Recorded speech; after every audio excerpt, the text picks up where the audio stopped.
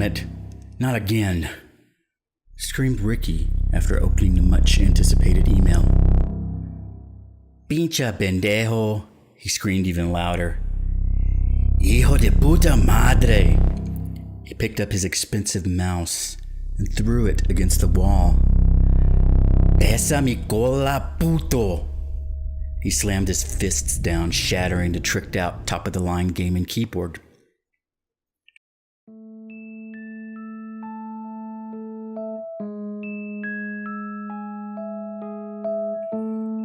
Ricky continued to stare at the message. It mocked him from his computer screen, with its large header and white lettering that stood in contrast to the black background. Right there, the two hated words that said, story deletion. Ricky is all too familiar with these words. In fact, he should be able to recite the entire message from memory by now. Story deletion. Your story has been deleted because it doesn't meet the wiki's quality standards. If you feel that it did meet the standards, please state your case on the deletion appeal. Make sure you follow the instructions to the letter, or your appeal will be automatically denied. Do not attempt to re-upload your pasta. If you upload it again, you will receive a 1-day ban from editing, as per the rules. The truth of the matter is, our friend Ricky here is, for lack of better words, a shitty writer. There is zero talent in this boy's head, and the same can be said about his imagination too. His characters have no substance. His grammar is atrocious. His plot developments are non-existent, and his word choices are, might I say, infantile. In fact, I would go as far as to say I've seen pigeons shit out more interesting narratives than this kid. But I digress. What is truly sad about this whole ordeal is that Ricky truly believes his stories are good. No, he thinks they're great. The dark and sinister entities that inhabit the worlds he creates are far superior to anything one could see in a movie or find on the internet, or so he believes. His dark tales are capable of tapping into the primordial pools of terror buried deep within our subconscious minds. That's what he expects his readers to find from every one of his works, whereas you and I would see it for what it is, a juvenile, uninspired, boring piece of shit. Some have even gone as far to say that his stories are so bad, looking at the words will give you pink eye. One boy even claimed, after being forced to sit through a reading, one of Ricky's stories gave him an ear infection. Whether any of that is true or not, it is a well-known fact that once you finish reading a story authored by Ricky, you are actually more stupid than you were before you read it. Brain cells literally drop dead in the middle of whatever brain cells do in their brain cell lives. And believe me, it's not just a few, but a lot of them. Alas, Ricky will not hear it. He doesn't like rejection, and he already has it in his head that they are not even reading his stories, just automatically deleting them. The tantrum builds, and his cheeks turn red as he screams out loud. Why would they not listen to me? They never give me a chance. He knows this to be true, especially in consideration on how they treat him and what they say about his stories. He angrily reads the comments. Bad grammar and punctuation. But I'm new to this site. Can't you tell me what to fix or fix it yourself? Misspelled words. It's the way my character speaks. Poorly written and awkward sentences. English isn't my first language, so why don't you give me a chance? The story is not creepy. What do you mean it's not creepy? There's a fucking witch in a story. How's that not scary? You see, Ricky is a spoiled kid from a well-to-do family. Never has he had to go without. Never has his demands not been met. Never has his ungrateful heart ever been denied. There is nothing he could not have in his pampered life. However, with such luxurious lifestyles, he has also never had to dream or aspire for greater things. Despite its value, all the objects of his desire were carelessly tossed to the side or forgotten when interest was lost. They meant nothing to him. Well, that's about to change tonight. That is why I have been sent. That is the charge from Miladama. Tonight, I will reveal to him the stories of his people and where he comes from. I bring knowledge under the cover of night. With his last breath, he will learn this final lesson. Thou shalt not suffer the cries of a spoiled child. And who am I? Well, let's just say that I am someone who is familiar with matters such as these. So when the boy lays his head upon his pillow and closes his eyes to sleep, he will be unaware of the small leather pouch tucked ever so carefully beneath him. It will call out to her. It will summon her, and she will come. She will drink of him, even though her thirst for revenge can never be quenched. She will feed her hate, though its hunger can never be satisfied. To understand the events about to come to pass, we must look to the past. Understand this: the more days that go by, the more things stay the same. Long ago, the people of Mexico suffered from the deeds of corrupt men and endured the cruelty of the true rulers of the land, the cartels. While savagery and brutality swept across the plains and darkened the skies like a cloud of locusts, a small village near the city of Catemaco prospered.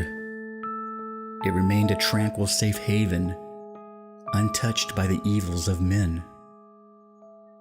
In those days, the villages were weak and vulnerable. They could not defend themselves against the powerful and corrupt men infected with the sickness of greed. Government and town officials lined their pockets with the sweat and blood of the poor. No justice or protection ever came for the people. Farmers' crops were plundered and destroyed. Workers were kept in constant poverty. Their sons would be taken against their will by the banditos to replenish their numbers. Alas, it was the daughters of Mexico who suffered the most. Many mothers and fathers could only mourn before a single lit candle, for there was no body to bury. They would live their lives never knowing what became of their beloved child. Too many shallow graves sprinkled the countryside with the bones from unnamed girls. Amongst this violence, all but one village suffered. None with darkened hearts would dare enter the borders of this town, for its people was under the protection of a powerful curandera. Her name was known from afar, and her magic was strong. The evil men knew this to be true and would not risk her wrath upon them. This ate at their egos, and soon they began to conspire amongst themselves. In secret and darkened rooms, they plotted how to be rid of this meddlesome woman.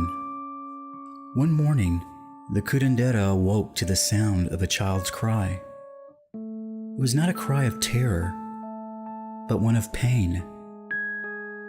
She ran out of her house to see a small boy sitting on a dirt path that ran alongside her home. Next to him was an old bike. Hitched to the rear wheel was a weathered cart carrying a large wooden box. He sat on the ground crying, clutching both arms and legs. Even from a distance, she could see the 2 painful welts upon the boy's skin. The curandera knew exactly what happened and took a glass jar of salve from off her shelf. She went out to the boy and warmly said, "¿Qué pasa, mijo? What's the matter, little boy?" No answer came from the boy. A little irritated, she asked, "Te pica algo? Did something sting you? Fue una hormiga o una avispa? Was it an ant or a wasp?" Again, the boy said nothing. The curandera was becoming annoyed. She looked carefully at the boy who was sitting before her. From the clothes he wore, she knew he was a rich man's son, most likely the child of an elected official or a member of the town's elite. She gently applied the medicine to the 2 painful stings. The skin was hot and bright red, surrounding a lump the size of a large grape. When she finished, the boy simply turned and jumped on his bike and pedaled away without a word.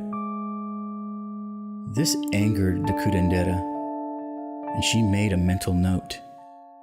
In the very near future, someone will need to teach this boy some manners and the importance of respecting his elders. Shortly thereafter, the curandera forgot about the rude little boy and went about her day-to-day business.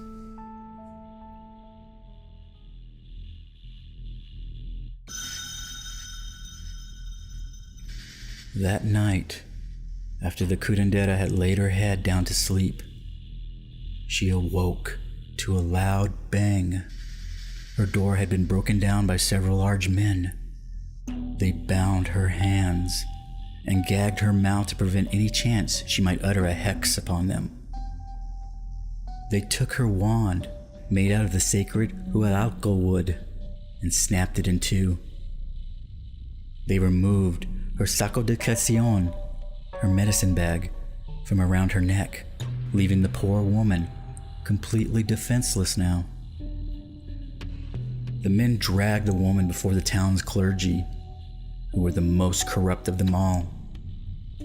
Denied any opportunity to defend herself, the curandera was proclaimed to be a Bruja and sentenced to death. The onlookers cheered upon hearing her death sentence. She looked across the crowd and mourned at what she saw. The faces of those who came to her when they were sick or needed healing were gone. In their place were hateful and dark eyes filled with the bloodlust of an angry crowd. She stood upon a platform next to a short, thin coffin that was placed upright. The crowd shouted and jeered as they grew impatient. She closed her eyes and tried to center herself amongst the shouts of swears and insults. The curandera began to pray. She prayed to the Holy Mother for deliverance. She begged and pleaded to her for protection. She pleaded with all her might. She begged the Holy Mother with desperation, proclaiming her good deeds done and the righteous life she lived. Only silence greeted the curandera. The crowd suddenly grew quiet, and the curandera opened her eyes. She saw the people split down the middle of the crowd, making way for a little boy on an old bike pulling a cart. He dismounted the bike and walked around to the rear, opened the cart, and carefully removed a large burlap sack. He held the bag at arm's length and quickly brought it and its contents to the clergyman, who led the people in chants against the woman. As the man of God took hold of the sack, the boy looked up at the woman, smiled, and disappeared in the sea of bodies within the mob. Still bound, she was marched relentlessly to the edge of town. All the way she was beaten and humiliated by the people who followed along. She was brought before a freshly dug grave and shoved hard into the open coffin. The men picked up the coffin containing the curandera and dropped it into the dark hole. She stared up at the men mocking her from above. Just as they were about to seal the coffin shut, the clergyman held up his large hand with the burlap sack. He flung the bag into the coffin, and the men quickly nailed the lid closed. The sound of dirt covering the coffin was loud and thunderous. The curandera lay terrified in the pitch dark. Just before the light had been extinguished, she saw what had been tossed in here with her. At her feet lay the largest wasp nest she had ever seen. Soon, she felt hundreds of thin legs begin crawling over her body. They angrily explored this dark prison as they searched for the one who dared disturb them. Time slowed as the curandera waited for the first sting to strike her. Once again, she prayed to the holy goddess for protection. Still, there was only silence. Pain from the first sting exploded across her right cheek. The sharp stinger was stabbed into her flesh. It tore through the skin and went as deep as it could. The wasp contracted its abdomen slightly, pumping its venom into its victim. It pulled out its sharp tip and again jabbed the stinger back into her flesh, for the wasp can use their stinger over and over again.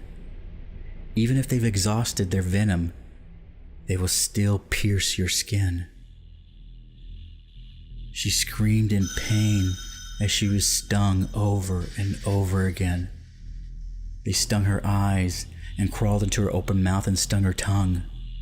The insects crawled down her throat and into her ears. Venom filled her blood, and her skin turned red as it swelled and burned. Before the swelling and bloating cut off her breathing, she called out to another deity. This deity would answer her. The cost would be high, but that did not matter now. She cried for Santa Morete. She said, "Santa Morete, I call unto thee. I offer myself to thee. I deny the Holy Mother. I deny the Father. I deny the Son. I deny the Holy Spirit.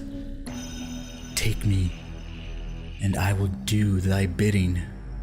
The curandera lay motionless in the darkness, wheezing and gasping for air.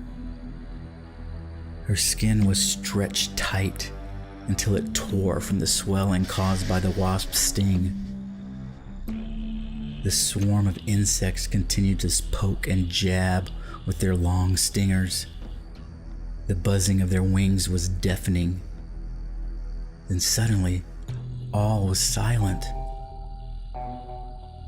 The scraping of long nails traveled down the side of the coffin.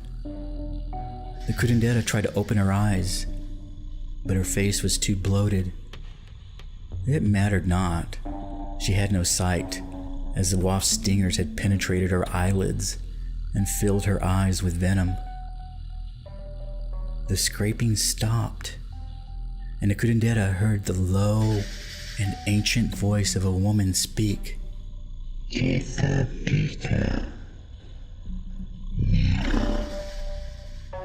"What's the matter, my daughter?"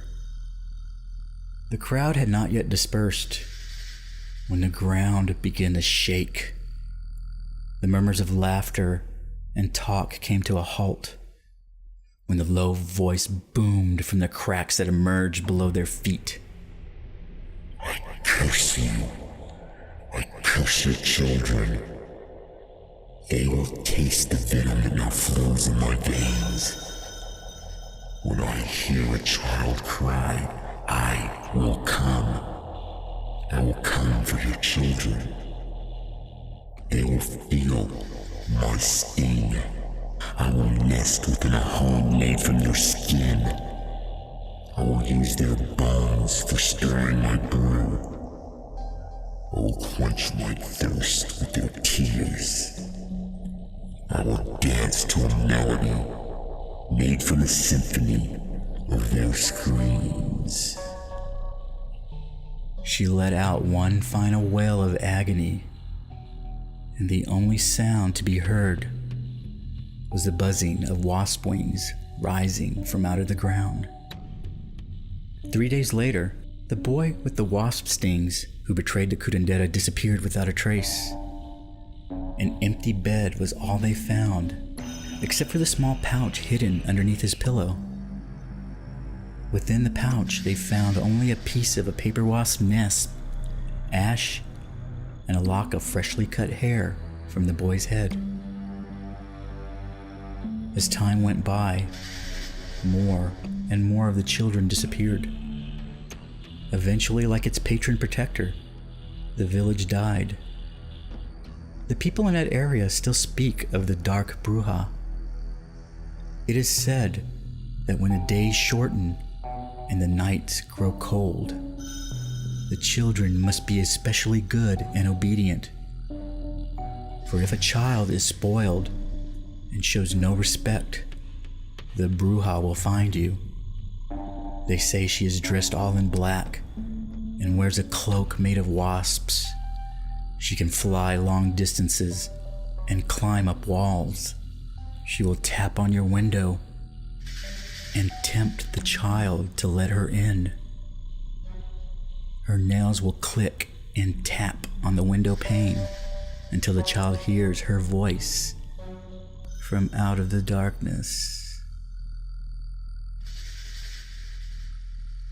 So that is the story of La Bruja. She is the one I serve. She is my lady, and I am her familiar. I find those children who are spoiled and rotten most deserving of the fate my lady brings. And who am I really? Well, that is a story for another time. However, I will tell you this. I am neither angel or demon, but I do perform God's will. I bring balance. That is my mandate from the Heavenly Father. The Bruja contains powerful magic fueled by hatred and rage. I direct that rage to those deserving of it. Such hatred and wickedness cannot be allowed to roam free and go unchecked. I make sure that the innocent are protected and the wicked are punished. So listen to my words, little boy or girl. Do what you're told. Honor your mother and father. Be on your best behavior. You don't want to end up like Ricky here. Take heed, for if you do not, there will come a night when you will hear tapping at your window as the buzzing of thousands of wings fill your ears. You will hear the low voice of a woman asking, Pika pika, "What's the matter, my child?"